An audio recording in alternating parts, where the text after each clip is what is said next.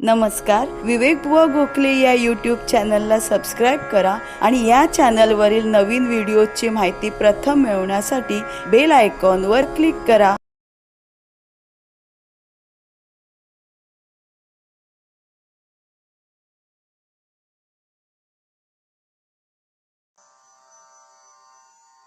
अवधूत चिंतन श्री गुरुदेव दत्त.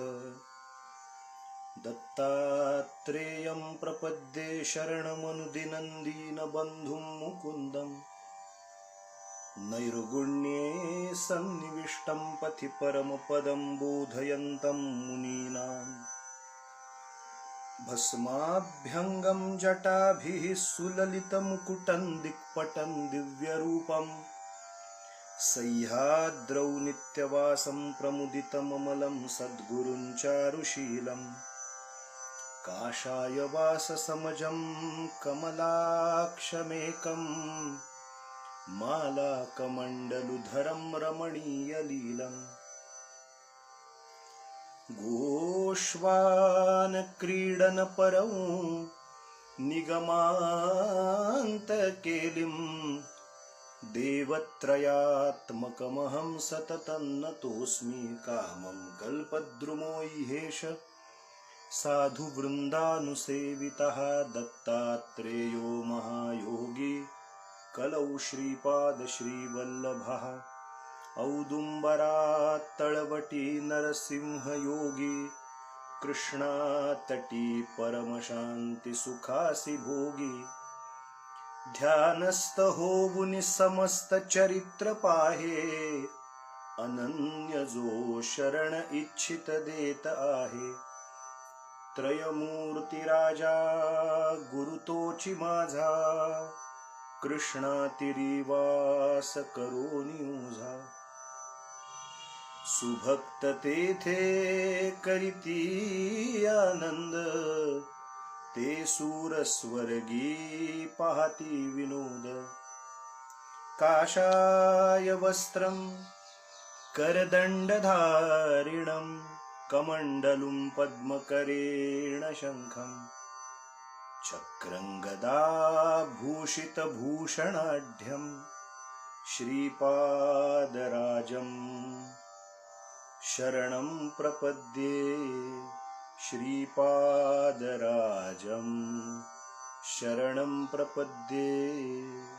श्रीपादराजं शरणं प्रपद्ये. अवधूत चिंतन श्री गुरुदेव दत्त दत्त दत्त.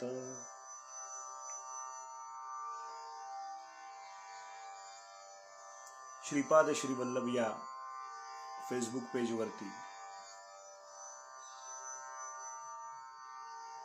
आत्ता उपस्थित असलेल्या सगळ्या दत्तभक्तांना, गुरुभक्तांना, भगवत भक्तांना माझा प्रेमपूर्वक नमस्कार. आणि कालांतराने उद्या परवा हा व्हिडिओ आपल्या आपल्या सोयीप्रमाणे यूट्यूब वरती बघणाऱ्या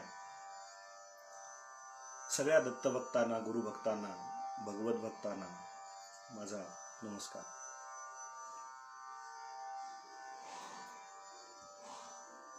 गेले 5-7 दिवस, एक आठवडा जवळजवळ आता होईल, आत्मविचार चिंतन या सदराखाली आपण सद्गुरु कृपेने, दत्त कृपेने यथामती यथाशक्ती थोडंसं चिंतन पाहतो.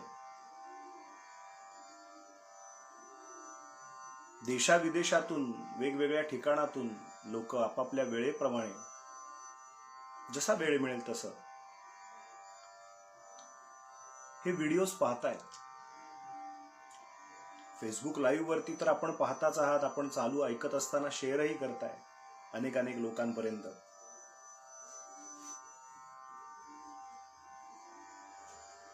पण हा व्हिडिओ जेव्हा आपण दुसऱ्या दिवशी युट्यूब वरती टाकतोय, विवेक बुवा गोखले या युट्यूब चॅनल वरती,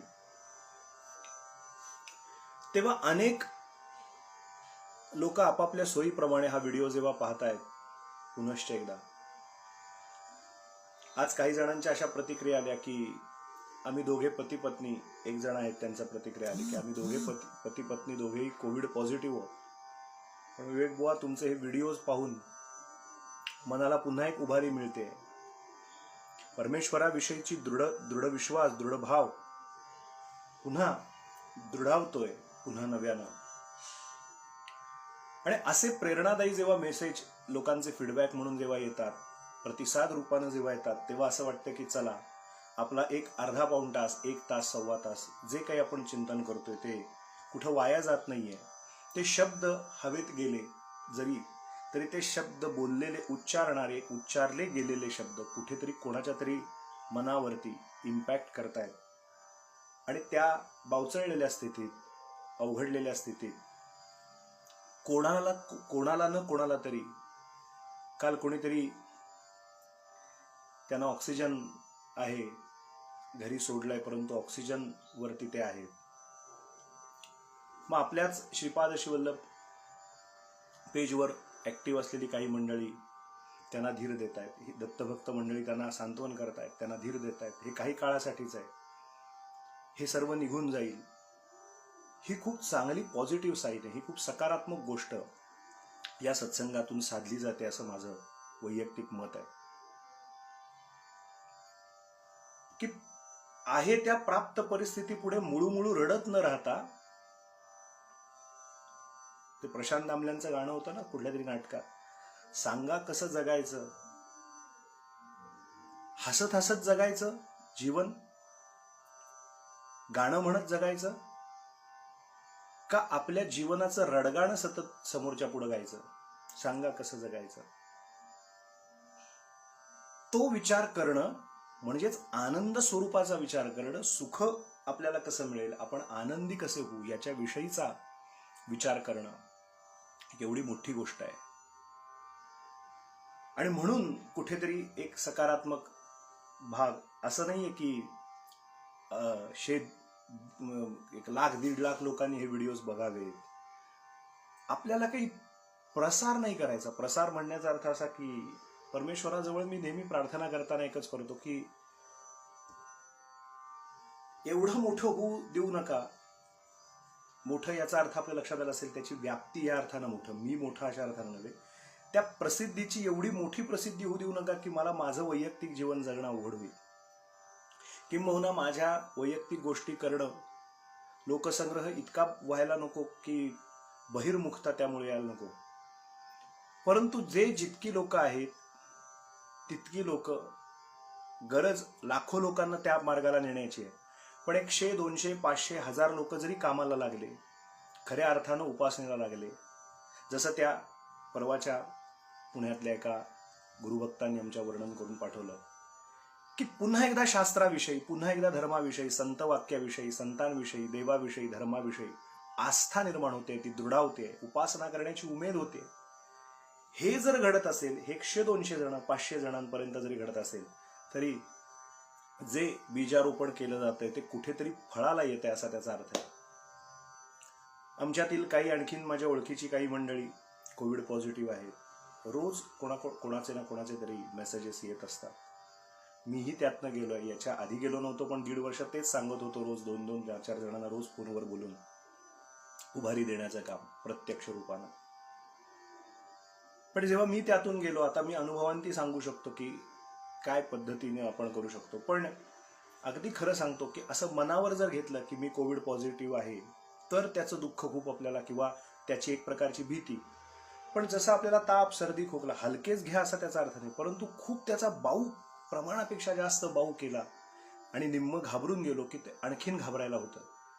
पण जसं मला काहीतरी एरवी व्याधी होते, खूप टोकाची एखाद्याला व्याधी झाल्यानंतर सुद्धा तो आपल्या डॉक्टरांकडे जातो, ते त्याला नीट मार्गदर्शन करतात आणि आपण व्यवस्थित औषधोपचार घेऊन, व्यवस्थित पाहिजे ती अपेक्षित काळजी घेऊन जर जीवन जगलं तर संकट काळातनं सुद्धा आपण निश्चितपणानं मार्ग बाहेर काढू शकतो.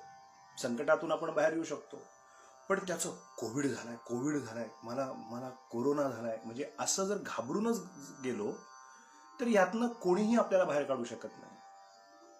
म्हणून मन एव हि मनुष्याणाम कारणम बंधमोक्षयोः असं जेव्हा म्हणतात, तेव्हा आपलं मनच आपल्याला बंधनात अडकू शकतं आणि आपलं मनच आपल्याला प्राप्त परिस्थितीतून मार्गक्रमण कशी करायची हे शिकवतं. म्हणून आपला जो चालू असलेला विषय श्रीमद आद्य जगद्गुरु शंकराचार्य स्वामींचा, तो करत असताना, त्याच्याविषयी विवरण करत असताना आपण द्वंद्वात्मक जगात आपण जगतो आणि द्वंद्वात्मक जगात जगत असताना सतत आपल्याला द्वंद्व, आपण सारखं द्वंद्व अनुभवत असतो. सुख दुःख, येणं जाणं, सारखं, म्हणजे अगदी व्यवहारात त्या प्रत्येक गोष्टीत आपण द्वंद्व पाहतो.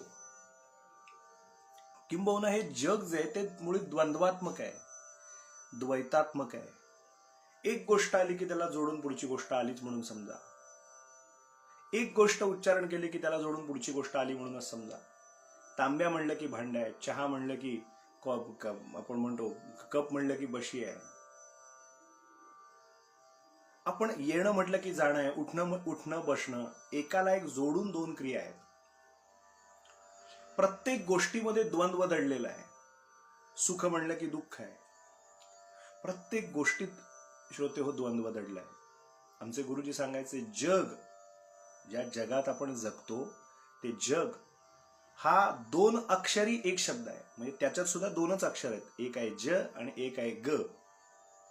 ज हे अक्षर आहे आणि ग हे अक्षर आहे.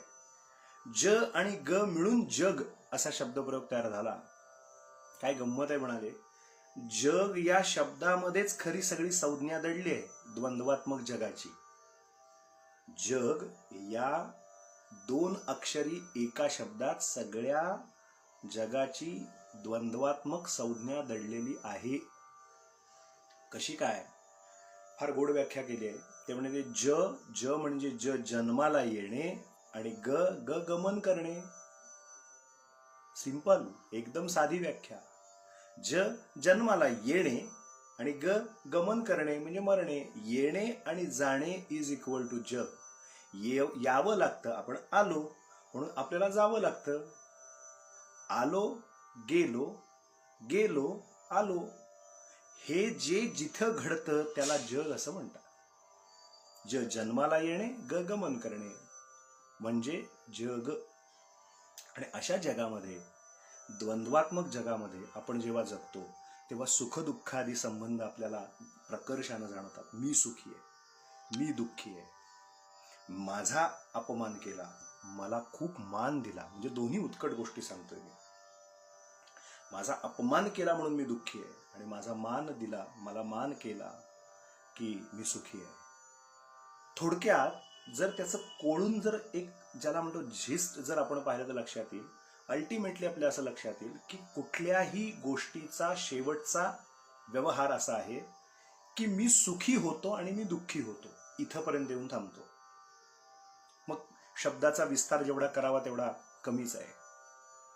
मी अमकं हे खाल्लं, मला अमक्या हा काय म्हणूया बासुंदी आवडते, मला काय सीताफळ रबडी फार आवडते, मला अमकं फार आवडतं, गुलाबजाम फार आवडतो.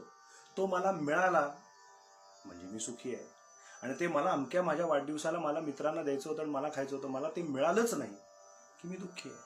म्हणजे मला जे खायला आवडतं ते मिळालं तर मी सुखी आहे, ते नाही मिळालं तर मी दुःखी आहे. मला अमुक पद्धतीचे कपडे घालायला आवडतात, ते मिळाले तर मी सुखी आहे, ते न मिळाल्यास मी दुःखी आहे. मला अमक्यानं मान दिला तर मी सुखी आहे आणि जर माझा कोणी अपमान केला तर मी दुःखी आहे. थोडक्यामध्ये या सगळ्याच्या मुळाशी जर आपण पाहिलं ना तर एक गोष्ट लक्षात येते, मन. आणि हेच नेमकं उत्तर तारा आणि राम यांच्या संवादात तारेला प्रभू रामचंद्रांनी दिलंय की मन एव हि संसारो बंधश्चैव मनःशुभे सुख दुःखादि संबंध कस्य स्यात् राममे वद. असं जेव्हा ती तळमळीनं विचारते त्यावेळेला प्रकर्षानं उत्तर देताना प्रभूंनी सांगितलंय की मन या सगळ्याला कारणीभूत आहे. मन. आपण सुखी आहोत असं सुद्धा आपलं मनच आपल्याला सांगतं. म्हणजे आहोत त्यात आपण सुखी आहोत का? मला एकानं प्रश्न विचारला की या परिस्थितीमध्ये दुःख असताना किंवा हे सगळं छान आहे, जसं मागे मी विचारलं धारिष्ट कुठून येतं असा प्रश्न विचारला. मला हेच सांगायचंय की आपण जे वाचतो ऐकतो ते इम्प्लिमेंट कधी करणार? नाहीतर फेसबुकवर मी फोटो टाकून बाबा मी तुम्हाला आता फार मिस करत आहे अशा भावनिक काहीतरी लिहित बसण्यापेक्षा आणि खूप रडगाणं गात गाण्यापेक्षा आपल्या संवेदना आपण हा आता तुमचं शरीर मला बघायला मिळणार नाही, आता तुमच्या हे असं काहीतरी भावनिक लिहून मग बुवा सांभाळा स्वतःला, तुम्ही धीर देणार किंवा हे असंच घडत राहतं. आपण सुद्धा असेच व्यक्त होत असतो, मग कोणीतरी आपल्याला असंच व्यक्त होत राहतं. का त्याचं भांडवल करायचं? का ते कुरवाळायचं आपलं दुःख? मी याच्यावरती एक सोपा उपाय आपल्याला सांगू इच्छितो. याच्यावरती एक सोपा उपाय इतकाच आहे, हे माझ्या पदरचा नाही सांगत आहे, माझ्या गुरुजी सांगायचे ते सांगतो. आमचे गुरुजी सांगायचे, शंकराचार्य स्वामी सांगायचे, कराडकर बुवा पूर्वीचे, त्यांच्या चिंतनातून ते सांगायचे. आपल्यापेक्षा एकदा एक माणूस होता, त्याला सारखं म्हणाले, कुठलीही परिस्थिती आली की सारखी किरकिर किरकिर किरकिर, सारखं आपलं काही झालं की मीच कसा दुःखी आहे, मीच कसा दुःखी आहे. काही माणसाशी आपल्या भोवती अशी नकारात्मक विचाराची असतात हो, ज्यांच्या खरंच सगळं काही ठीक असतं. ठीक आहे, थोडंफार कमी जास्त असेल, पण सगळं काही ठीक असतं, पण अनावश्यक किरकिर त्यांची असते. सतत न्यूनगंड असतो. मला हे मिळालं नाही, माझं तर तसं झालं नाही, मी तर काय बाबा असाच, मला तर तसं. एक दिवशी त्याचे जे गुरु असतात ते त्याला म्हणतात, हे असं तू सगळं बंद कर आणि एकदा उघडे डोळे ठेवून, हे डोळे उघडे आहेत पण डोळ्यामागची जी दृष्टी असते ती एकदा उघडी ठेव आणि खऱ्या दृष्टिकोनातनं बघ की तुला जग दिसेल. तो जाऊन येतो बाहेर आणि मग तो म्हणतो, काय पाहिलंस? तेव्हा गुरुजी त्याला एक सार सांगतात की तू आपल्यापेक्षा वरच्यांना पाहतोयस, आपल्यापेक्षा खूप वरती जे आहेत त्यांना तू पाहतोयस आणि ते पाहिल्या कारणानं तुला दुःख होत आहे, न्यूनगंडाची भावना होते. तू एकदा आपल्यापेक्षा खाली येत ना त्यांना एकदा पहा. जेव्हा तू आपल्यापेक्षा खाली जे आहेत ना त्यांना पाहशील तेव्हा तू आहेस तिथे खूप उत्तम स्थितीत आहेस असं तुला जाणवेल. आणि हेच आपल्या प्रत्येकाच्या समाधानी असण्याचं गमक आहे. मी समाधानी म्हटलं, सुखी पण नाही दुःखी पण नाही. आपण आपलं समत्व राखण्यासाठी उपयुक्त जर काही पडणार असेल तर हे उदाहरण उपयुक्त आहे. आपण रस्त्याने चालत असताना त्या दृष्टांतामध्ये असं वर्णन आहे, उदाहरणामध्ये असं वर्णन आहे की रस्त्याने चाललो आणि आपण विमानाकडे बघितलं, अरे काय ती लोक सुखी येत नाही, काय ती लोक काय येत नाही सुखी, म्हणजे किती सुखी, ते विमानातनं जातात, तासाभरात ते लगेच दिल्लीला पोहोचतात, पुण्यातनं मुंबईतनं काय जे नागपूर असेल तिथून नागपूरमधनं 1-1.5 तासात ते तिथे पोहोचतात. काय श्रीमंत आहेत नाही, आमच्या नशिबात असलं कुठे हो, आम्ही कुठे कधी बसणार विमानात, आम्हाला कधी हे असला अनुभव. झालं दुःखाची किरकिर सुरू झाली. का? आमच्यापेक्षा वरती पाहिलं म्हणून. महाराज म्हणायचे, जरा खाली बघा, आपण जिथे आहोत, तू कशातनं चाललायस? तर हा 4 व्हीलर मधनं जात होता तरी दुःखी होता. सद्गुरूंनी त्याला विचारलं, अरे तू 4 चाकीत बसलायस लेका, तुझ्या डोक्यावरती छत्र आहे, आजूबाजूनी काचा बंद, पुढची मागच्या दोन्ही 4 काचा बंद आहेत, छान गाडी आहे आणि तुझ्या डोक्यावरती आच्छादन आहे, थंडी वारा लागला तर काचा बंद करू शकतोस, ही व्यवस्था परमेश्वरानं तुला दिली आहे. आता जरा खाली बघ, तुझ्यापेक्षा खाली आहेत त्यांच्याकडे बघ. तो दिसतोय ना, रिक्षावाला दिसतोय, वाहन आहे त्याच्याकडे पण दोन्ही बाजूनी उघडा आहे, वारा झुमतोय, पावसाच्या दिवसात पावसाची सर आत येते, तो भिजतोय निम्मा. त्या वाहनात बसणारे पण थोडे आवडून बसतायत कारण त्यांना पण अंगावरती शिंतोडे पाण्याचे उडत आहेत. त्या मानानं तू सुखी आहेस की नाही? त्या मानानं तू बंदिस्त जागेत आहेस की नाही? त्या मानानं तुझ्या डोक्यावरती पक्क छत्र आहे की नाही? कुठूनही तुला त्रास होणार नाही अशी स्थिती आहे की नाही? आता त्याच्यापेक्षा खाली त्या रिक्षावाल्याच्या बाजूला जो पलीकडे उभा आहे तो बघितलास का, 2 व्हीलरवाला? त्याच्या तर डोक्यावर सहस्रधारा पडत आहेत पावसाच्या, अक्षरशः चिंब भिजलाय तो. त्याच्या मागे बसलेला सहप्रवासी तो सुद्धा भिजलाय, त्याची बायको आणि मुलं पावसानं भिजल्यामुळे कुडकुडत आहेत. ती स्थिती बघ आणि तुला बघ, तू वरती पाहतोयस, तुझ्यापेक्षा जे उच्च स्थितीत आहेत त्यांच्याकडे पाहतोयस रे, म्हणून तुला पंचायत वाटते. तू 3rd AC मध्ये बसला आणि तरी सुद्धा आपल्याला वाटलं की बघा ना काय आमची स्थिती आहे. जरा खालच्या त्याच्यापेक्षा मागच्या शयनयान श्रेणीत जाऊन बघा किती गर्दी आहे. शयनयान श्रेणीवाल्यांनी विचार करावा, मागच्या डब्यात जाऊन बघा, जे नुसतेच फक्त याच्यात तिकीट काढून फक्त जे बसलेले जनरलच्या डब्यात, काय वाट असते, काय हाल असतात जनरलच्या डब्यात. लक्षात ठेवूया, गाडी तीच असते, सेम जर्नी, प्रवास अगदी सेम सारखाच असतो प्रत्येकाचा. एका ठिकाणाहून दुसरीकडे पोहोचण्याचा प्रवासही तोच कालावधीचा असतो. अवस्थांमधला फरक असतो, फक्त अवस्थांमधला. मी सेकंड एसी मध्ये आहे म्हणजे मी काही फार मोठा तीर मारला, त्याच्यापेक्षा फर्स्ट एसी वाल्याकडे बघितलं की आमचा सेकंड एसी कमी वाटतो. सेकंड एसी मध्ये बसलो की आमच्यापेक्षा थर्ड एसी वाला आम्हाला थर्ड एसी मध्ये पाहिलं की आपल्याला वाटतं की चला शयनयान श्रेणीपेक्षा तरी आपल्याला आता किरकिर नाही. त्याच्यापेक्षा वरती गेलो की अवस्थांमधला फक्त फरक असतो. सिंपल एक छोटंसं उदाहरण आहे. कुठला पटकन पोचतो एखादा, आता सध्या बंद आहे, काय असेल माहित नाही, महालक्ष्मी एक्सप्रेस असेल, काय असेल, कोल्हापुरातून मुंबईला येणारी. कुठला प्रवासी पहिल्यांदा पोचतो ठाण्याला, त्याला उतरायचं आहे. एकाने सेकंड एसीचं तिकीट काढलं, एकाने थर्ड एसीचं काढलं, एकानं शयनयान श्रेणीचं काढलं, एकाने जनरलचं काढलं.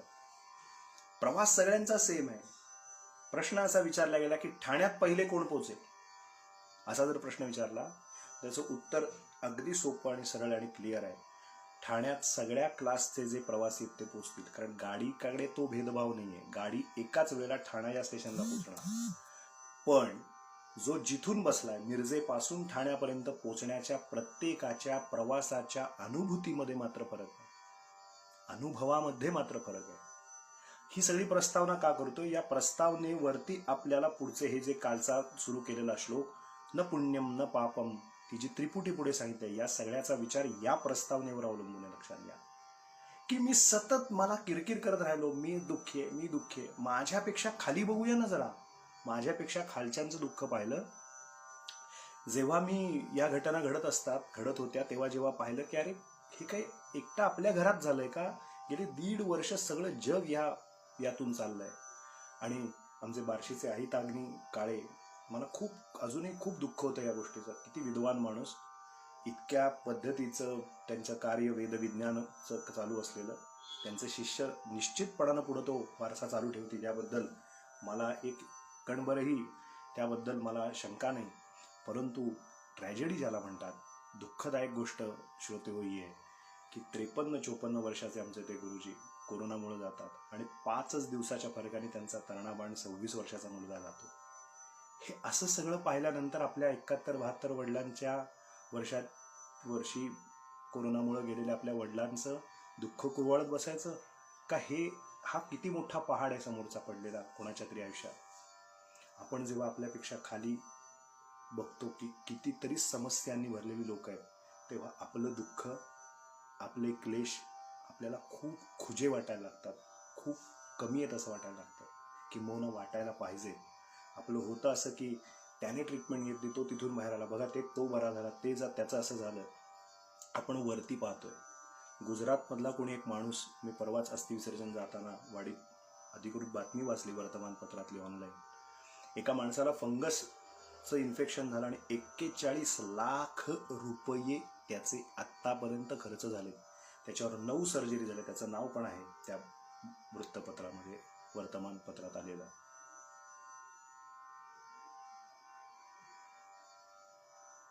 पहिल्यांदा तो त्यातनं बरा झाला, पण नंतर एक फंगस झाला, नाकातली सर्जरी झाली, मग डोळ्यातली सर्जरी झाली, आता मेंदूची सर्जरी झाली. मंडळी 9 सर्जरी त्या इसमाच्या झाल्या. राजकोटमधला राहणारा तो माणूस आहे, त्याचं घरदार त्याला विकावं लागलं. त्याची बायको आणि मुलं बाळ आता ते त्या नाडियादच्या इथे कोविड सेंटरला राहत आहे. अजूनही त्याला 10-15 लाखाची आवश्यकता आहे तर तो बरा होईल. 9 सर्जऱ्या आणि इतकं सगळं काही त्रासाची गोष्टी. मग ही जगात एवढी मोठी हिमालय एवढी दुःख लोक सहन करत असताना आपणच काहीतरी दुःखी होत असं समजून जर जगायला लागलो तर यातनं कधीही आपण वरती बाउन्स बॅक करू शकत नाही, ओव्हरकम करू शकत नाही. याला एकमेव उपाय एकच आहे की मी आहे त्या स्थितीत परमेश्वरानं ठेवलंय, छान आहे, उत्तम आहे. परमेश्वराचे मोठे उपकार आहेत की ह्याच्यापेक्षा मला आणखीन त्रस्तता, त्रासिकता, त्रास सहन नाही करावा लागला. आणि हे एकदा वर्म कळलं की सुखी आणि दुःखी होण्यापेक्षा समाधानाचं सूत्र आपल्याला या ठिकाणी सापडतं. आणि या सगळ्याचा लक्षात ठेवूया, हे द्वंद्वात्मक असलेलं मन जे चंचलत्व ठेवतं ते द्वंद्वात्मक ठेवतं. म्हणून शंकराचार्यांनी स्वच्छ शब्दामध्ये आपल्याला मार्गदर्शन करताना सांगून ठेवलं की जरी ती चर्चा गुरूंच्या अशी चालू असली तरी तो संवादात्मक बोलताना ते आपल्याला सांगताय नमे द्वेष रागव. मला आता कुठल्या द्वंद्वात अडकायचं नाही, मला कुणाशीच आयुष्यभरात द्वेष ठेवायचा नाही, ना मी कुणाच्यात प्रेमभावनेने गुंतून राहीन. नमे द्वेष रागव, मला आता कुणाशीही द्वेष नाही. आणि रागव म्हणजे अनुराग, कुणाच्यात अडकून पडेन असंही आता नाही. प्रेम असेल पण अडकून नाही पडणार. आमचे गुरुजी सांगायचे, गोडबोले शास्त्री सांगायचे, साप काट टाकतो आणि निघून जातो की नाही पुढे, मागे वळून सुद्धा बघत नाही, तसं लगेच बाहेर पडून निघता आलं पाहिजे. साप कात टाकतो आणि पुढे सरकतो, तसं एकदा मागे टाकलं की टाकलं, मग परत मागे मागे बघायचं सुद्धा नाही, नंतर पुढे. आता पुढे पुढे पुढे जायचं, मागे ढुंकून सुद्धा मागे वळायचं नाही.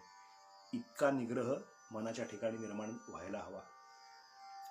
मोठी गोष्ट आहे, पुढची गोष्ट आहे, पण ती उपासनेनं, तत्वचिंतनानं, सातत्यानं अभ्यास करण्यानं या गोष्टी साधू शकतात.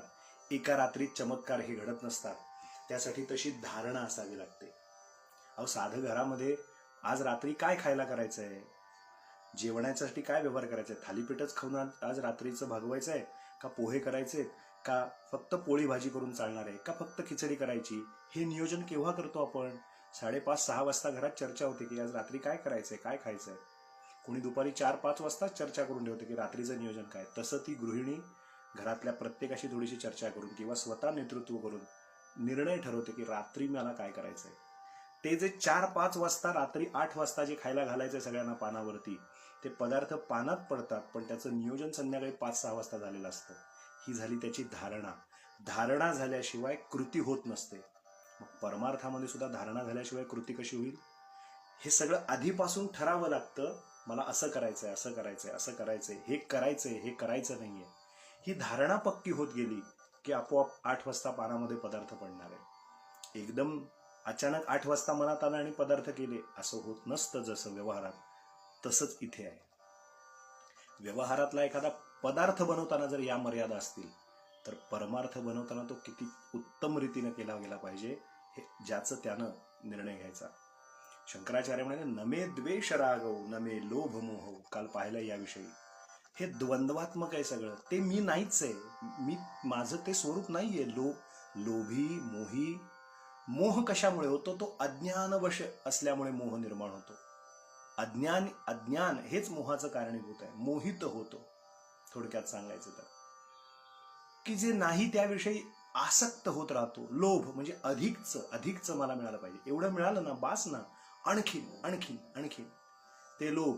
मी लोभ आणि मोहाच्या परते मी आहे. मीच जे स्वरूप आहे, आत्मा स्वरूप, आत्मचिंतन विचार, मी जो खरा आहे तो लोभाच्या परते, मोहाच्या परते माझं मूळचं स्वरूप.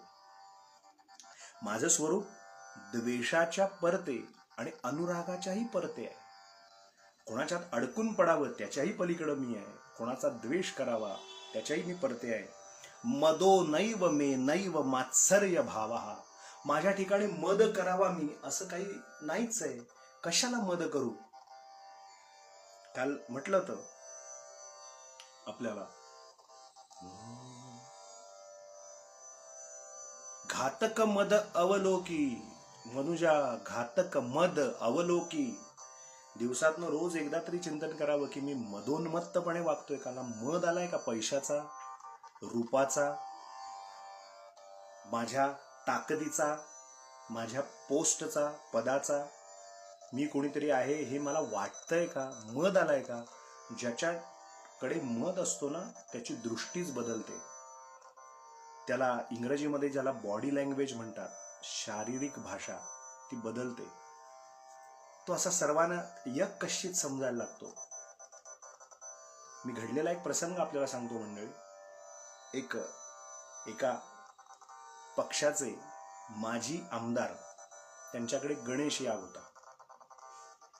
पक्षाचं नाव आणि त्या माणसाचं नावही मी उघडपणे घेतलं असतं, पण आजकाल खूप मर्यादा येतात बोलताना, म्हणून बोलत नाही. मुद्दा घेण्या देण्याचा असल्यामुळे नावं आणि कशाला पार्टीचं नाव सांगायचं बसायचं.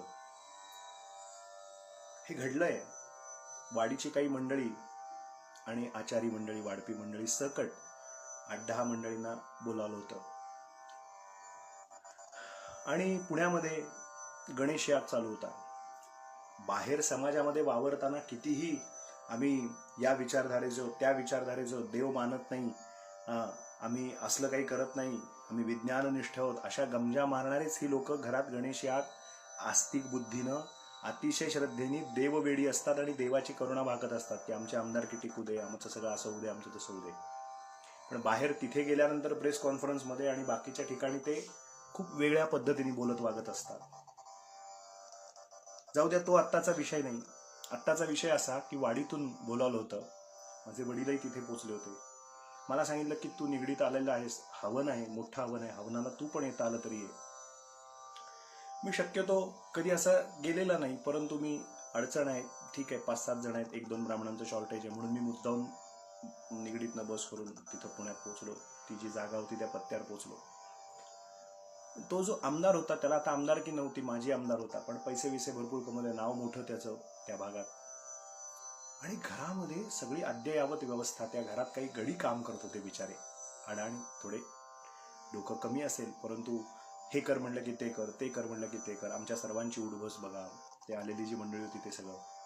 आणि तुम्हाला सांगतो की धोतरपण नेसून आम्ही ते सोळं नेसून त्या विधीला बसलेलो असताना विधी चालू होते, गुरुजी आपापल्यामध्ये पुण्यावाचन चाललंय आणि हा माणूस असा मध्ये बसलेला. मध, मी सांगतोय बॉडी लँग्वेज, मध असला की मी कोणीतरी आहे आणि त्याचं एक बॉडी लँग्वेज एक वेगळं असतं. आणि चमत्कार असा झाला किंवा घटना अशी घडली की काही लागायचं सारखं, अमुक दे, तमुक दे, हे दे, ते दे. मग तो त्यांचा जो माणूस असेल त्याला हाक मारायचा, अरे असं कर, मग तो आणून द्यायचा. पुढच्याला हाक मारताना त्याचा अपमानित करून सारखं. असं 1दा झालं, 2दा झालं, 3दा, 4दा. मला ते खूप कसं तरी व्हायला लागलं की हे बरोबर नाही. म्हणजे शेवटी तो पण एक माणूस आहे, जीव आहे, त्याच्याही ठिकाणी परमेश्वर आहे. ठीक आहे, तो अडाणी असेल, तुझा गडी असेल, हेही मान्य, तुझा नोकर असेल, तू पैसे देत असशील त्या माणसाला, पण त्याच्या ठिकाणी पण मन नावाचा विषय आहे ना, यंत्र आहे का तो? तू एवढ्या सगळ्या लोकांसमोर जर त्याला अपमानित करून बोलत असशील तर त्याचं मन, अंतःकरण दुखावून भगवान मंगलमूर्तींची कृपा तुला कशी प्राप्त होईल, ज्यासाठी तू एवढा खर्च करून हा याग किंवा अन्य काही कर्मकांड करणार आहेस. तर ते मंगलमूर्ती जर प्रसन्न व्हावेत वाटत असतील तर त्या गोरगरिबाच्या तो बोलून नाही दाखवणार, कारण त्याच्याकडे शारीरिक, आर्थिक, भावनिक मर्यादा आहेत, पण आतून त्याचाही कोंडमारा होऊन संताप होत असेल की नाही.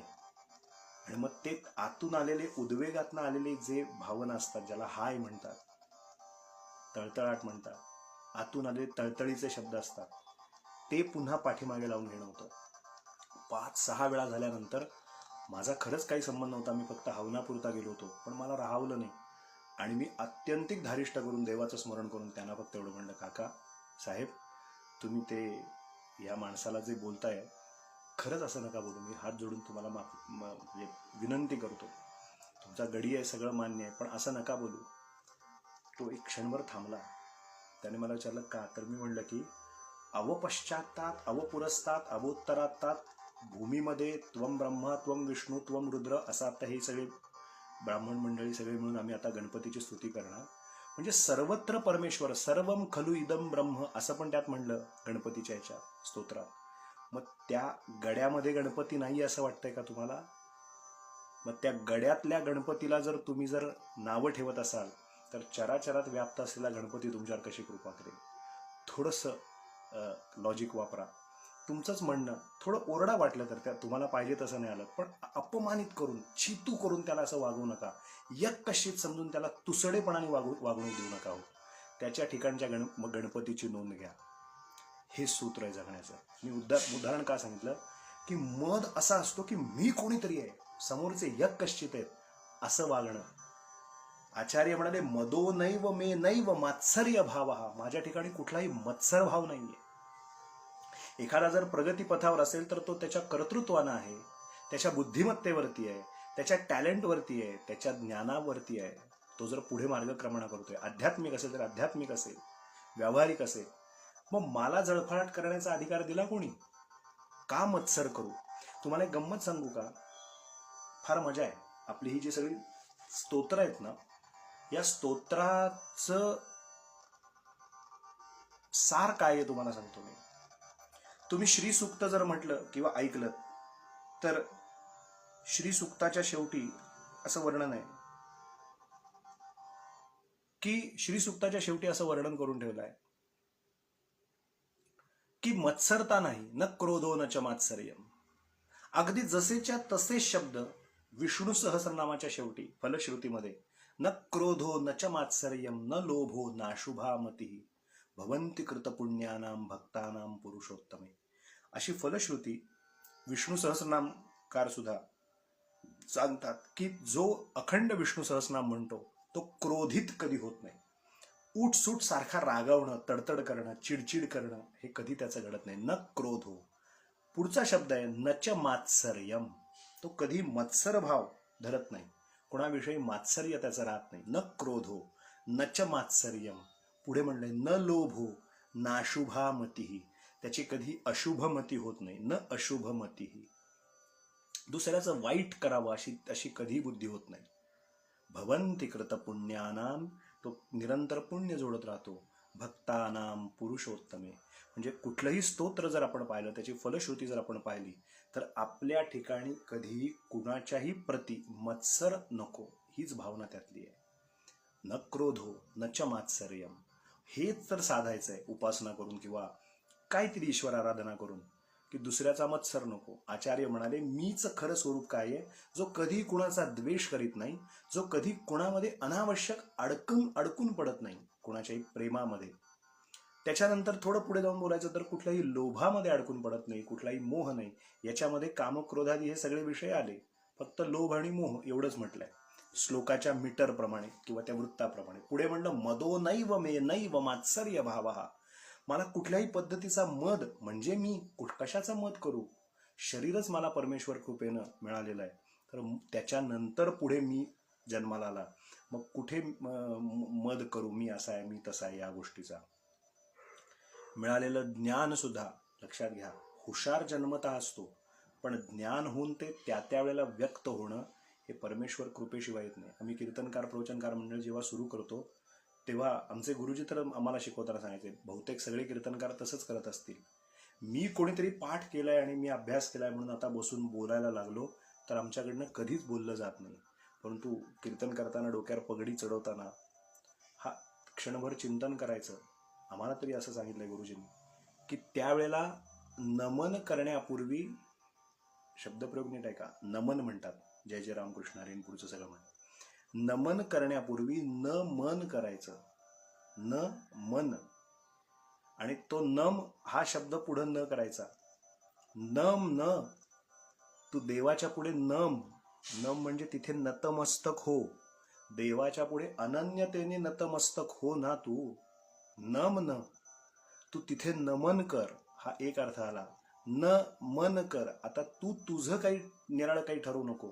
जी समोरची देवता असेल, समोर समजा शिवमंदिर असेल, तरी एकदा त्या शिवमंदिरातल्या शिवांकडे पाहायचं आणि पगडी घातल्यानंतर क्षणभर डोळे मिटून वाडीच्या दत्त पादुकांचं स्मरण करून किंवा आपल्या इष्टदेवतेचं, आराध्य देवतेचं, त्रैमूर्ती दत्तात्रय, गिरनारच्या पादुका, बद्रिकाश्रमातील श्रीनारायण, आपलं जे जे काही आराध्य असेल, सद्गुरुनाथ, काणे महाराज असतील, गोंदवलेकर महाराज असतील, प्रत्येकाचं स्मरण करायचं आणि सांगायचं 2 तासात आम्ही या गादीवर उभं राहणार आहे, तासभर मी प्रवचन करणार आहे, जे काही मी बोलणार आहे ते यथायोग्य येऊ दे, सिद्धांत येऊ देत, अपसिद्धांत येऊ देऊ नका, लोकांच्यातला भक्तिभाव जागृत होईल असं काहीतरी या तोंडातून येऊ दे, ते दिग्मूढ होतील असं काही होऊ देऊ नका.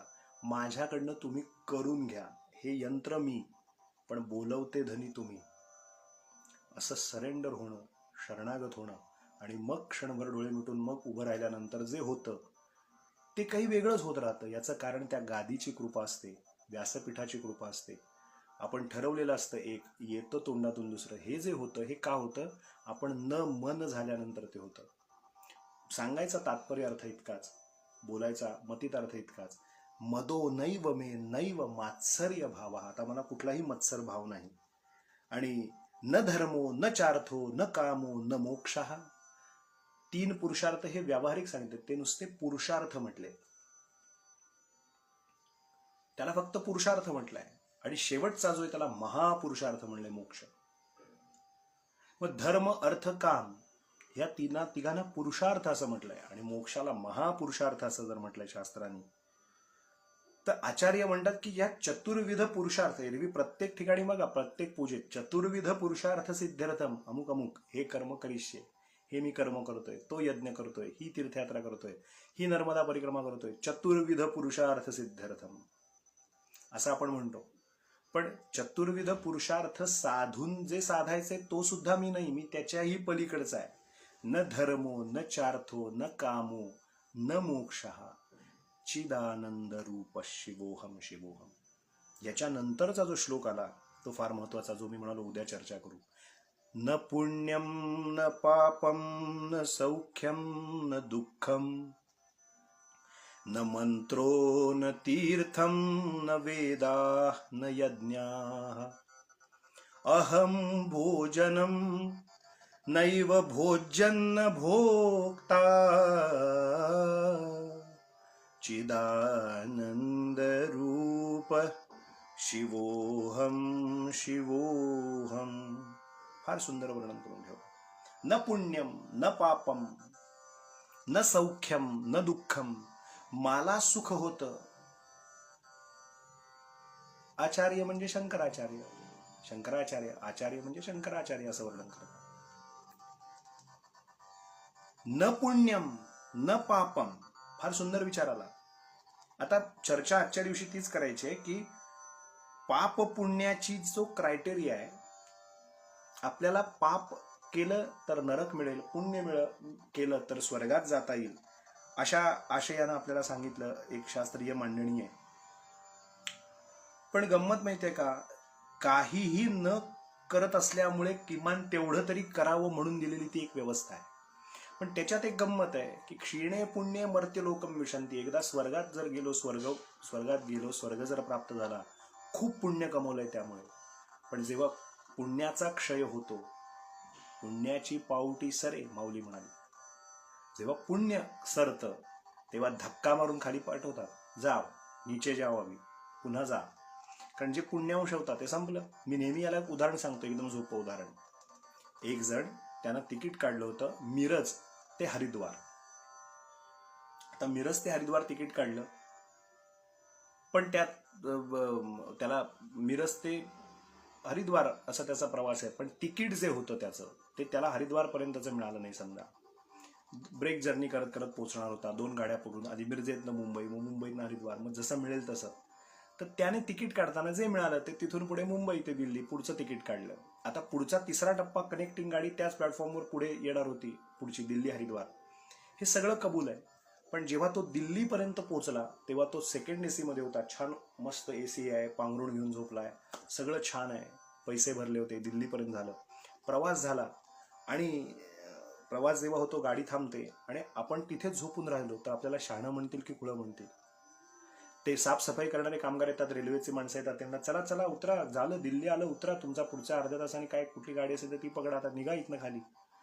त्याहून आपण जर निघालो, नाही मला हे पांघरुण फार आवडलंय, मला ही उशी आवडली, मला हे AC BC बंद होतं, तो दिल्ली स्टेशन यायच्या आधीपाशीच तो स्टाफ येतो, चला चला उश्या द्या, चादरी द्या, बेडशीट्स द्या, तुमचं दिलेले रग पांघरुण आहेत ती द्यायला लागा. कारण आपल्याकडे एवढी नीच प्रवृत्ती आहे. सगळेच तसं नाही, पण विमानातलं सुद्धा बेडशीट आणि त्या पांघरुण असतात ती लोक आपल्या घरी घेऊन जातात. विमानाची तिकीट 7-7 हजार काढणारी लोक, ते पांघरुण आवडलं, रग ब्लँकेट म्हणून घरी घेऊन जाणारी लोक आहेत. पेपरला वर्तमानपत्रात छापून आल्या बातम्या या. त्या अटेंडंटना आपण जेव्हा विचारतो, अहो अजून यायचंय स्टेशन, अजून 2 तास आहेत, तुम्ही आधीच का घेता? अहो म्हणले लोक पळवून नेतात, बॅगांमध्ये घालून नेतात रग. ही इतकी नीच वृत्ती आहे आपल्याकडे. म्हणून ते अटेंडंट बिचारे आधीच गोळा करतात, उशा, चादरी, ते दिलेलं ब्लँकेट सगळं घेतात. आणि शेवटी नाही उतरलं तर रेल्वेच्या लोकांना सांगून जातात, ह्यांना उतरवा आता खाली. कारण ह्यांचं तिकीट इथंपर्यंतच आहे, यांनी जे पेमेंट दिलंय ते दिल्लीपर्यंतच आहे, आणि ते सुखोपभोग त्यांना इथंपर्यंत दिले, तो AC त्यांना इथंपर्यंत आहे. प्रवास थांबला, हे दिलेलं संपलं, ज्या तिकिटापर्यंतचं अधिकारी आहे तिथपर्यंतचं. ते संपल्यानंतर AC लावा म्हणलं तर कोणी ब्रह्मदेवाचा बाप आला तरी AC लावून देत नाहीत, कारण प्रवासच संपला तिथे दिल्लीपर्यंत. मग ते म्हणतात आता धक्के मारा आणि खाली उतरवा या माणसाला, जर हा पर्या बोलानं उतरत नसेल. हे जसं व्यवहारात घडतं ना, अगदी तसंच आम्ही सुख केलं, पुण्य कमवलं आणि वरती गेलो, पण तिथले सगळे सुखोपभोग पुण्याचे उपभोगले. आणि आम्ही जर म्हणलं आता आम्ही इथेच राहणार, तर ते म्हणतात जरा तिकडं बघा, स्वर्गाच्या दाराकडं उलटीकडे बघतात आणि मागणं जोरात बक्क दिशी लाथ मारतात आणि खाली पाडून देतात, खाली जा, पुण्याची पावटी सरे, पुण्य संपलंय तुमचं, जाओ नीचे, नीचे जाओ, खाली पाठवतात. तेच पापाच्या बाबतीत आहे. आणि आत्ता जगत असताना पाप पुण्याच्या पट्टी प्रत्येकाची वेगवेगळी आहे, आपापल्या अँगल प्रमाणेची आहे. पण महाभारतकारांनी पापाची आणि पुण्याची सोपी पट्टी सांगितली, व्याख्या सांगितली. ते म्हणाले परोपकार पुण्याय पापाय परपीडनम. समोरच्याला आत्यंतिक तन मन धनानं मदत करत राहणं हेच पुण्य आजच्या काळात.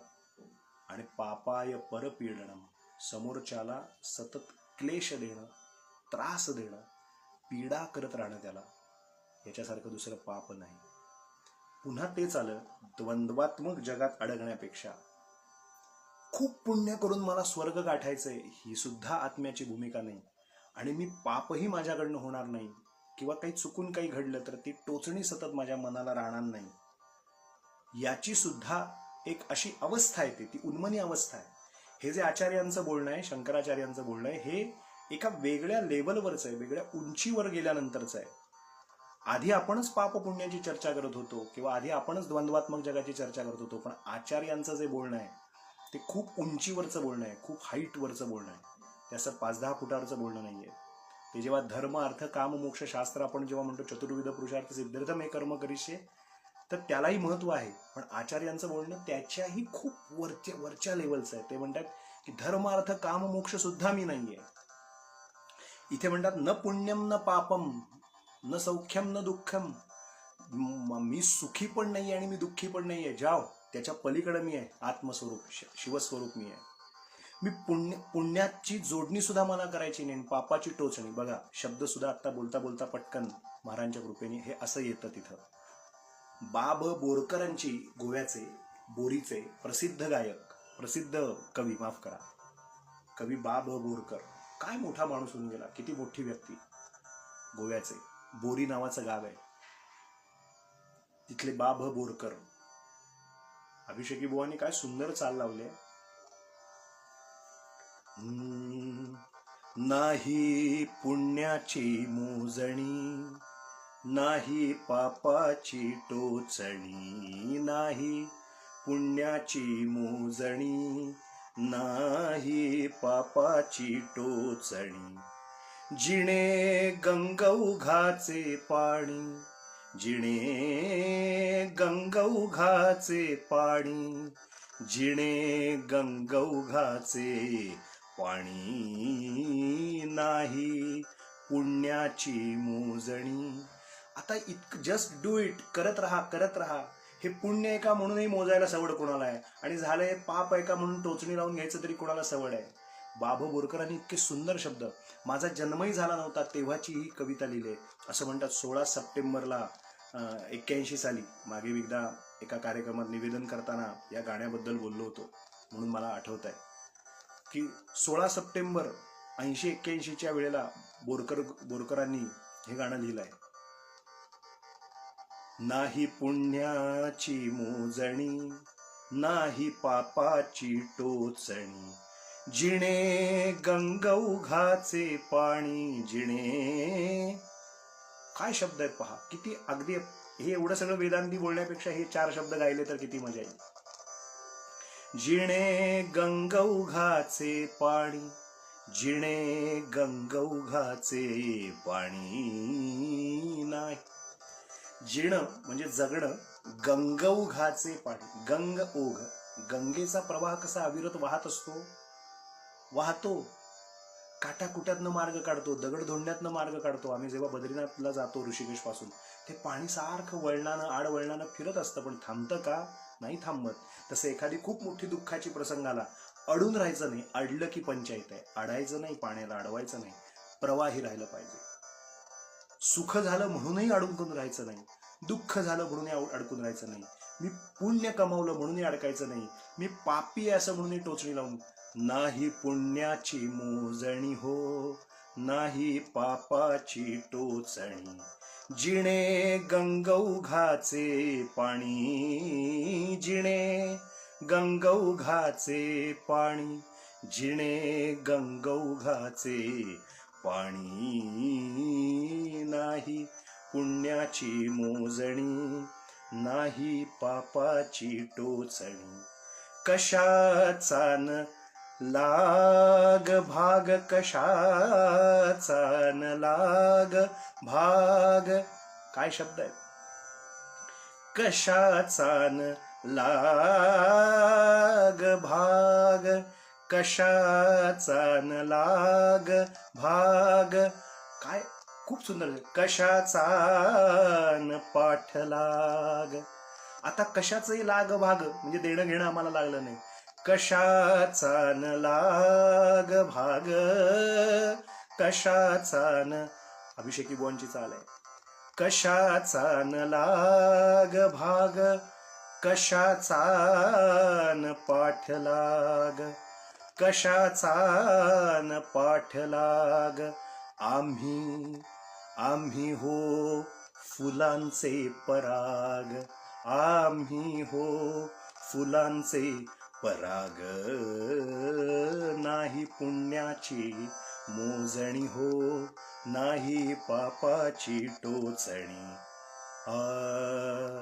आम्हा नाही नाम रूप, आम्हा नाही नाम रूप, आम्हा नाही नाम रूप.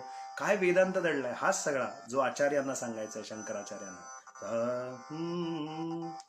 आम्हा आम्हा आम्हा नाही नाम रूप, आम्हा नाही नाम रूप, आम्हा आम्हा नाही नाम रूप,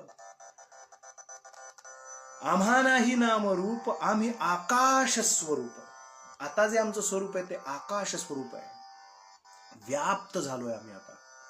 आता आम्ही सर्वत्र व्याप्त झालोय. आता आम्ही असे खुजे नाही राहिलो, छोटे नाही राहिलो. छोटं काही झालं की सुखी, छोटं काही झालं की दुःखी. जरा काही झालं की पुण्य कमवलं आम्ही. आता मी पुण्यात्मा झालो. आता जरा काही झालं मी पापी झालो. ह्या सगळ्याच्या पलीकडे गेलो मी. आम्हा नाही नाम रूप, आम्हा नाही नाम रूप, आम्ही हो आकाश स्वरूप, आम्ही आकाश स्वरूप. जसा निळा निळा धूप, जसा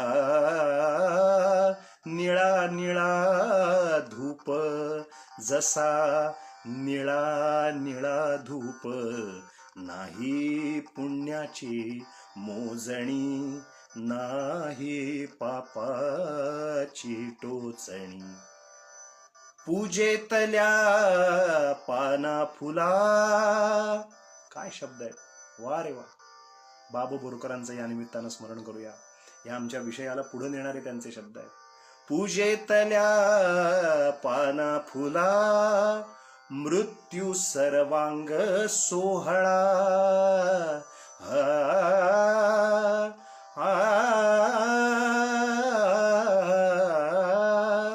पूजेतल्या पाना फुला, पूजेतल्या पाना फुला, मृत्यू सर्वांग सोहळा. मृत्यू सर्वांग सोहळा म्हणतात ते. पूजेतल्या पाना फुला, मृत्यू सर्वांग सोहळा. धन्य निर्माल्याची कळा, धन्य निर्माल्याची कळा. नाही पुण्याची मोजणी, नाही पापाची टोचणी. नाही पुण्याची मोजणी, नाही पापाची टोचणी. जसे गंगौघाचे पाणी, जसे गंगौघाचे पाणी, जसे गंगौघाचे पाणी. नाही पुण्याची मोजणी, नाही पापाची टोचणी. अवधूत चिंतन श्री गुरुदेव दत्त.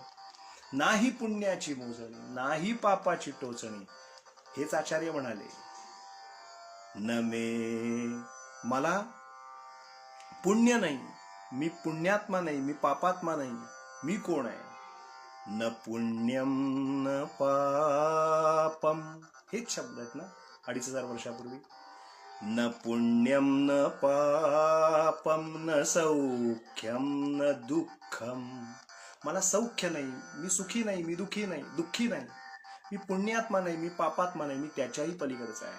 पुढे न मंत्रो न तीर्थम न वेदा न यज्ञा. हे सर्वही मी नाही. आता जो पुढचा शब्द आहे, अहम भोजनम नैव भोज्यम न भोक्ता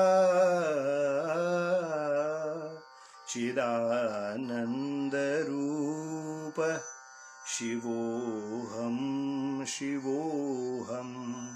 चिदानंद रूप शिवोहम शिवोहम.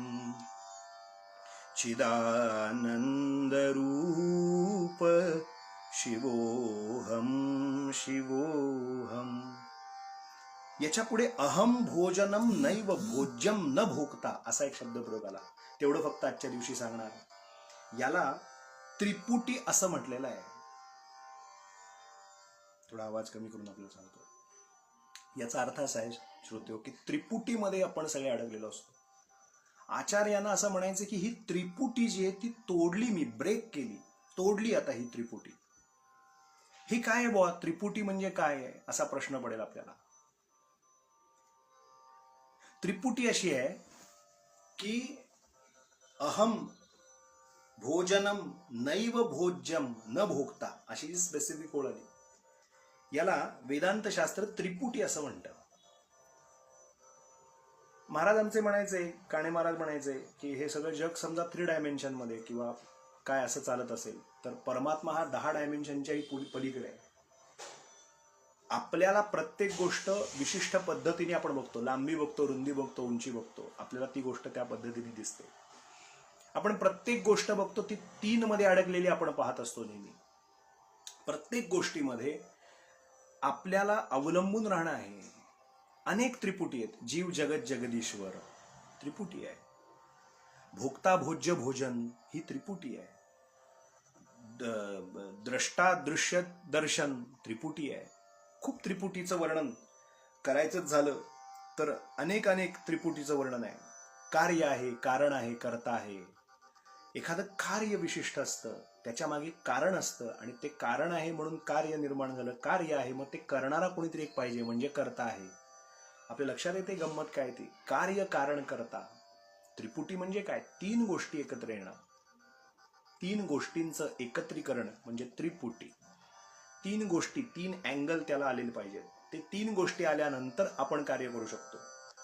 सोप्या भाषेत बोलायचं तर ज्ञान, ज्ञाता, ज्ञेय, ज्ञान ही पण एक त्रिपुटी आहे. ज्ञाता म्हणजे मी जाणणारा, ज्ञेय म्हणजे जिथे पोचायचंय ते, ज्ञात्याला जे ज्ञेय पोचायचंय त्या मधल्या काळात ते जे त्याला झालं नंतर त्याला म्हणतात ज्ञान. ज्ञाता म्हणजे मी जाणणारा, जाणून घ्यायचंय ते ज्ञेय, ज्ञाता, ज्ञेय. आणि ज्ञात्याला ज्ञेयापर्यंत पोचल्यानंतर जे होतं ते ज्ञान. म्हणजे हा एक ट्रायंगल झाला. ज्ञाता, ज्ञेय, ज्ञान. कार्य कारण करता किंवा भक्त, भक्ती, भगवंत अशी पण त्रिपुटी आहे. आपण भक्त आहोत, भगवंतापर्यंत म्हणजे आता हे फक्त शब्दच छलछल होते हो. किती आता हे वाढवू तेवढं कमीच आहे.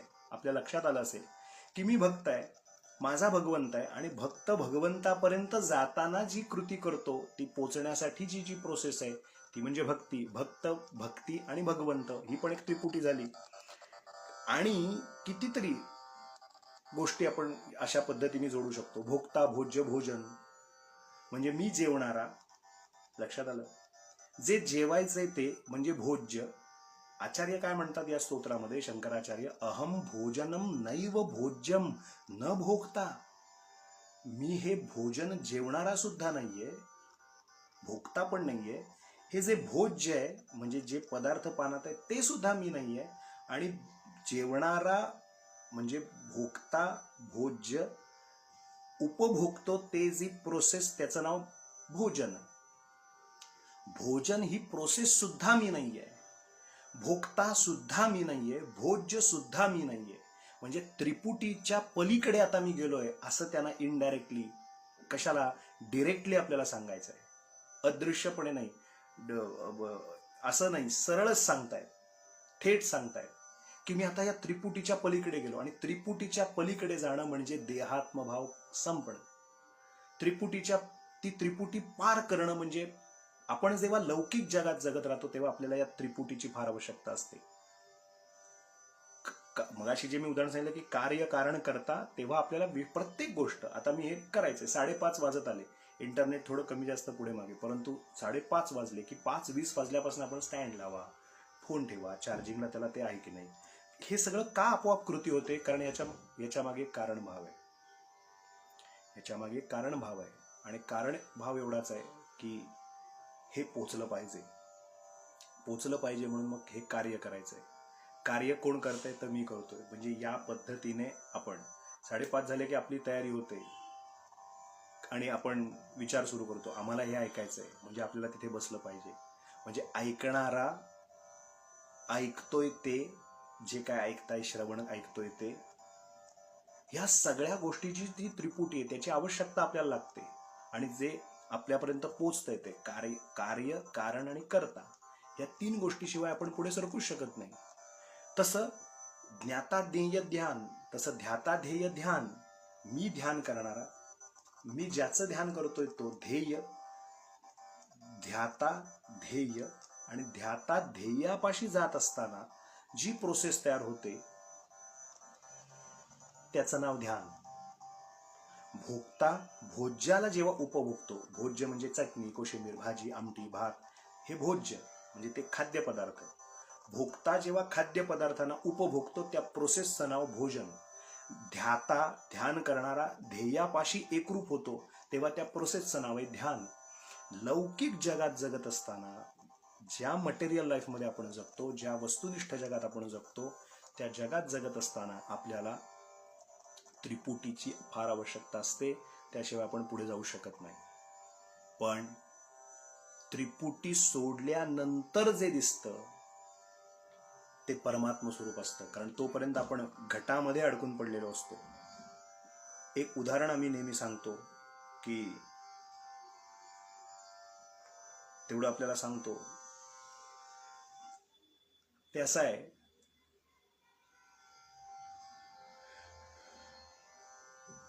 ते उदाहरण असं आहे की समजा मी एवढा एक घट ठेवला, अवकाश म्हणजे ओपन स्पेस, आणि हा एवढा घट ठेवला.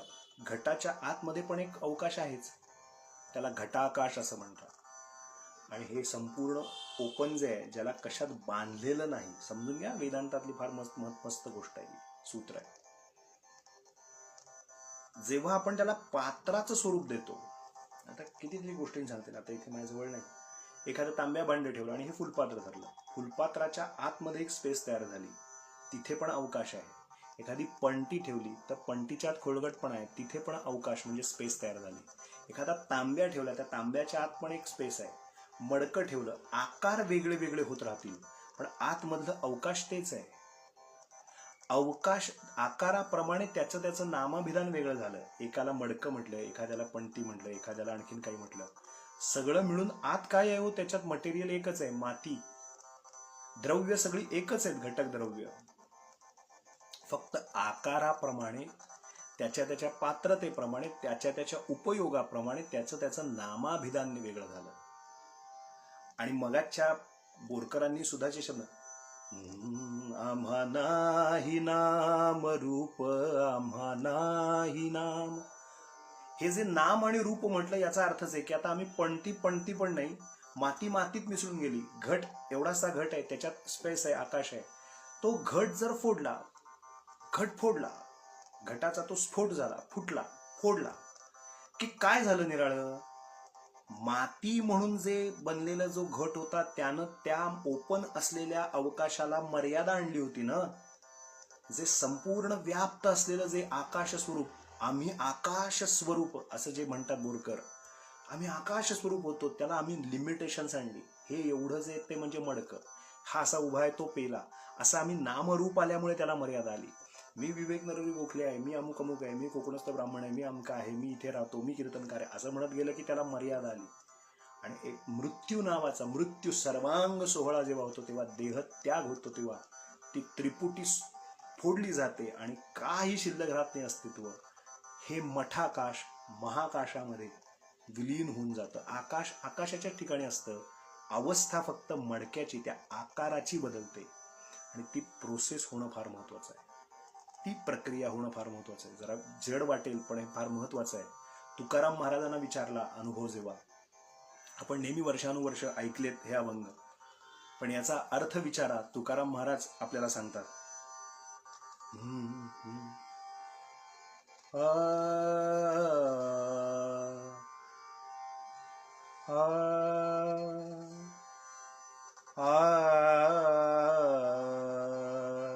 अणुरणिया थोकडा,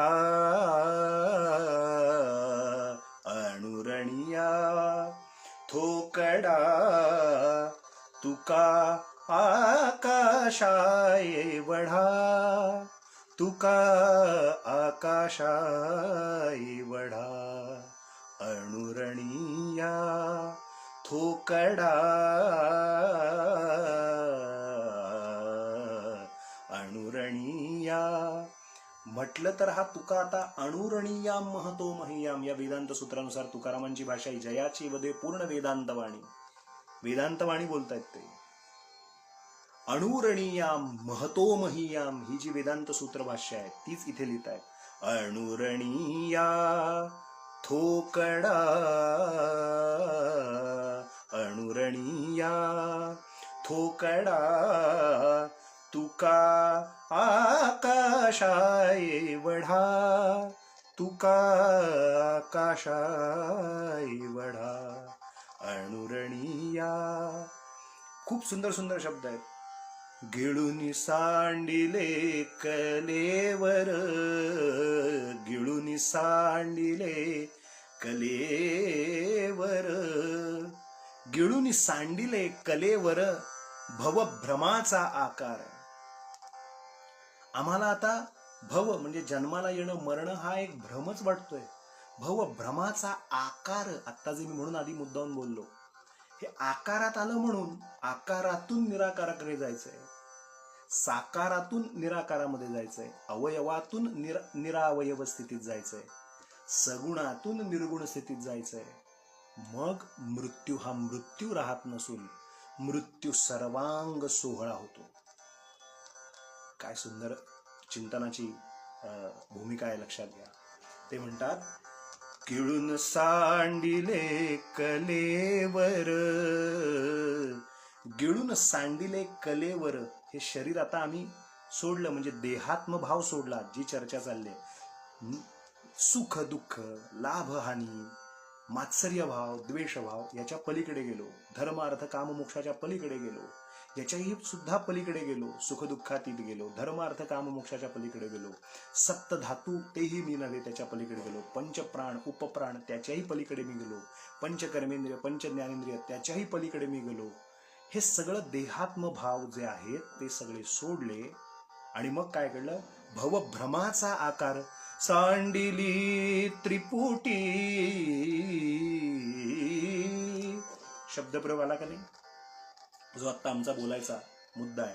सांडिली त्रिपुटी, दीप उजळला घटी, दीप उजळला घटी, अणुरणिया थोकडा, अणुरणिया थोकडा, तुका आकाशाय वढा. सांडिली त्रिपुटी, दीप उजळला घटी.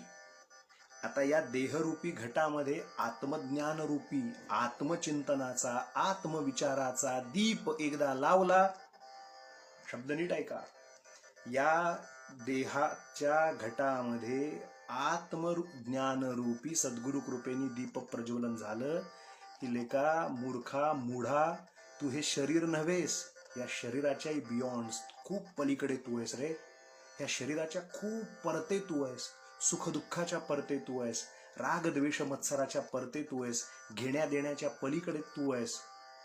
आम्हा नाही लाग भाग, कशाचाही पाठ लाग. आता काही धावत सुटायचं नाही कशाच्याही माग.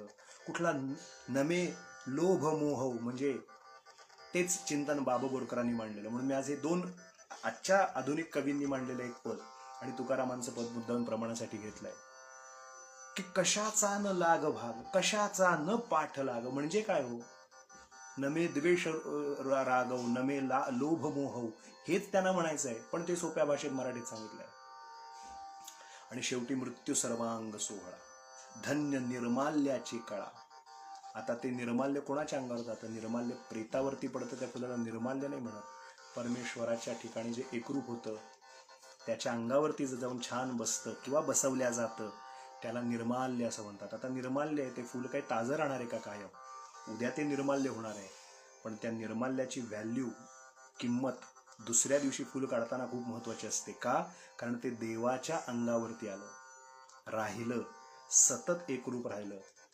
आपण जेव्हा नारायणा बद्रीपते म्हणतो तेव्हा त्यात शब्द आहे, पुष्प जीवन उधळुनी घे तूच तुझला श्रीहरी, शक्ती भक्ती मुक्ती अवघी विलसते तव अंतरी, भक्ती गंगे बुडवुनी मग तृप्त करिशा रंगधरा, पुरुषोत्तमा तव भक्ती दे नमितो तुला जगदीश्वरा. नारायणा बदरीपते हृदयी रहा परमेश्वरा, पुरुषोत्तमा तव भक्ती दे नमितो तुला जगदीश्वरा. किती सुंदर भाव आहे. हे लक्षात ठेवलं पाहिजे की आपलं जीवन पुष्प हे परमेश्वर कार्यासाठी वेचलं गेलं पाहिजे. पुष्प जीवन उधळुनी घे तूच तुझला श्रीहरी, या भावनेनं संपूर्ण आयुष्य जगायचंय. तुकाराम महाराज म्हणाले, जीवन जगताना त्रिपुटी लागते, पण आम्हाला त्रिपुटीची गरजच नाही, कारण आता ज्ञानाचा दिवा अंतरात्मा आत लागलाय. अंतरीचा ज्ञान दिवा मालवू नको रे, सद्गुरु कृपेने लाभलाय. आणि त्यामुळे काय झालं, दीप उजळला घटी, या देहरूपी घटामध्ये आता दिवा लागला ज्ञानाचा, आत्मज्ञानाचा. आत्मविचार चिंतन जागृत झालं आणि मी म्हणजेच परमेश्वर स्वरूप आहे. सहा अहम, अहम सहा, चिदानंद रूप शिवोहम शिवोहम, ही स्थिती लक्षात आली. सांडिली त्रिपुटी, जीव जगत जगदीश्वर, ज्ञाता ज्ञेय ज्ञान, ध्यान ध्याता ध्येय ध्यान, ही त्रिपुटीच, भोगता भोज्य भोजन, ही त्रिपुटी सांडली. सांडिली त्रिपुटी, दीप उजळला घटी अणुरणिया. आणि शेवटी तुकाराम महाराज म्हणतात, तुका म्हणे आता उरलो उपकारा परता अणुरणिया. आता जे जगायचंय ते परमेश्वरासाठी जगायचंय. आता जे जगायचंय ते सद्गुरु कार्यासाठी जगायचंय. आता जे जगायचंय ते परमेश्वराची आराधना करत जगायचंय. कारण आत्मज्ञानाचा, आत्मचिंतनाचा दीप या घटामध्ये लागलाय. आणि तो लागल्यानंतर आता जे जीवन जगायचे ते फक्त लोकोपकारासाठी. तुका म्हणे आता उरलो लोकोपकारा परता. आता लोकांच्यावर केवळ उपकार करायचे, ते द्वेष करोत, निंदा करोत, त्रास देवोत, मदत करोत, स्तुती करोत, निंदा करोत, द्वेष करोत, कपट करोत, मत्सर्य करोत, मी हे करणार नाही, कारण आता माझ्या ठिकाणी ज्ञानाचा दिवा उजळलाय. केवढी थोर उदात्त भूमिका, जे नेमकं तुकाराम महाराज सोप्या शब्दात मराठीत आपल्याला 400 वर्षापूर्वी सांगतात, तेच आचार्य 2500 वर्षापूर्वी आपल्याला सांगतात की अहम भोजनम नैव भोज्यम न भोगता. आता मी भोजन नाही, भोज्य नाही, भोगताही नाही, या सगळ्याच्या पलीकडे चिदानंद रूप. सगळ्यांनी घरात म्हणायचं आपण कोण आहोत? शिवोहम शिवोहम. मी कोण आहे? तर शिव हा अहम. आता या अवस्थेला गेल्यानंतर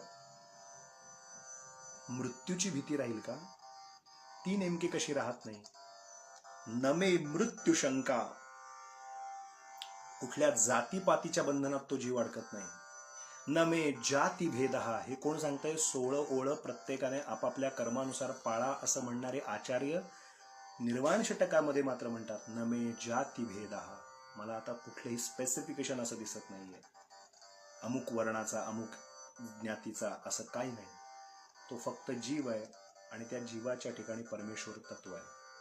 आणि हे जर नसतं तर एकनाथ महाराजांनी गाढवाच्या मुखामध्ये गंगा घातली नसती. कारण इतर जण ते गाढव तडफडत असताना सुद्धा आपण सोळ्यात होत आणि ह्याला कसं पाणी पाजायचं, आपण ओळ्यात नाही का होणार या भीतीनं किंवा या मूर्खपणामुळे कोणी त्या तडफडणाऱ्या जीवाला पाणी घातलं नाही. पण दृष्टी सद्गुरु कृपेने दीप उजळला घटी हे जर झालं असेल तर घरातल्या श्रीकृष्णाची पूजा, घरातल्या पांडुरंगाची पूजा करायची आहे, मान्य आहे. घरातल्या देवदेवतांना सोळ्यात पाणी गोदावरीचं घेऊन स्नान घालायचंय, पुरुष सूक्त रुद्रावर्तन म्हणून, मान्य आहे, पवमान म्हणून. पण या गाढवाच्या अंतरात्म्याच्या ठिकाणी परमेश्वर नाहीये. त्याला जर आत्ता पाणी न देता तिथे त्या मूर्तीवरती पाणी घातलं तर त्या पांडुरंगाला आवडेल का? या पांडुरंगाला तडफडत ठेवणं ही ज्ञानाची दृष्टी प्राप्त होते श्रोतेहो. आणि म्हणून नाथांच्यात, संतांच्यात, कॉमन माणसाच्यात आणि एक्स्ट्रा ऑर्डिनरी माणसांच्यात फरक आहे, तो हा आहे. सामान्य माणूस आपल्या स्वात्मबुद्धीप्रमाणे विचार करतो, पण संत त्याच्याही बियॉन्ड, त्याच्या पलीकडचा विचार करीत असतात. दीप उजळला घटी न मे मृत्यू शंका न मे जाती भेदः. पिता नैव मे नैव माता न जन्मः. न बंधुर न मित्रम गुरुर्नैव शिष्यः. चिदानंद रूप शिवोहम शिवोहम. या स्तोत्रावरती, या श्लोकावरती थोडंसं चिंतन उद्या. मग हे सगळं मी नाहीये नाहीये नाहीये नाहीये असं म्हटलंय, मग मी नेमका आहे कसा हे शेवटच्या 6व्या श्लोकात आचार्य सांगतात. म्हणून याला निर्वाण षटकम असं म्हणतात. कारण या 6 श्लोकातून जीवनाचं अतुलनीय विलक्षण असं ज्ञान श्रीमद आद्य जगद्गुरु शंकराचार्य तुम्हाला मला देतात. त्या ज्ञानाचं चिंतन आपण यथामती यथाशक्ती वडिलांच्या या दिवस कार्याच्या निमित्ताने सुरू केलं सद्गुरु आज्ञेने. त्याची सांगता आपण उद्या करूया आणि थांबूया. या चालू असलेल्या फेसबुक लाईव्हच्या या शृंखलेला विराम देऊया, थोडासा थांबूया या ठिकाणी. आणि हे चिंतन कुठे ना कुठेतरी आपण आपल्या डोक्यात पक्क करायला लागूया. याच्या पलीकडे मी जाणार आहे की नाही, याच्या पलीकडे मला पोचायचं आहे की नाही. वेळ हातात खूप कमी आहे आणि खूप काही साधायचं आहे, खूप ठिकाणी मला जाऊन पोचायचं आहे. मग त्या दृष्टीने पावलं पडायला पाहिजेत की नाही. म्हणजे वाट मिळाली आहे पण चाल द्रुतगतीने झाली पाहिजे, तर वाटचाल चांगली होते. वाटचाल तेव्हाच होते की वाट खूप जणांना गवसते पण चाल त्यांची होत नाही, वेग ते धरू शकत नाही. आणि वेग जर धरला नाही तर आयुष्यातले पुष्कळ क्षण आहे इथेच असेच वाया जातील. मग केवळ वाटचाल त्यालाच म्हणायचं. वाट पण मिळाली आणि आता चाल सुद्धा, आता बाहेरचं लक्ष कमी कमी होत आत आत आत आत आत बघत, कासव जसं आत आत आत पाय घेतं तसं आपणच पसरलेले आपले व्याप आपणच वाइंड अप करत करत करत करत चिदानंद रूप शिवोहम शिवोहम त्या तत्वापर्यंत पोचायचं आहे. मग मृत्यूची शुद्धा शंका राहत नाही. न मे मृत्यू शंका न मे जाती भेदः. उद्या पाहूया याविषयी. आणखीन 1-2 प्रश्न विचारलेत, परंतु त्याला आता असं आहे की खूप विषयांतर केलेले प्रश्न असल्यामुळे विषयांतर होईल, म्हणजे आपण विचारलेले विषयांतर होईल, त्यामुळे ते प्रश्न घेणं टाळलंय. केव्हा तरी पुढे मागे आपण त्याच्यावर नक्की बोलूया. आज इथेच थांबू. अवधूत चिंतन श्री गुरुदेव दत्त दत्त दत्त. सर्वेत्र सुखिनः सन्तु सर्वे सन्तु निरामयाः. सर्वे भद्राणि पश्यन्तु मा कश्चित् दुःखमाप्नुयात्. अवधूत चिंतन श्री गुरुदेव दत्त दत्त दत्त. धन्यवाद.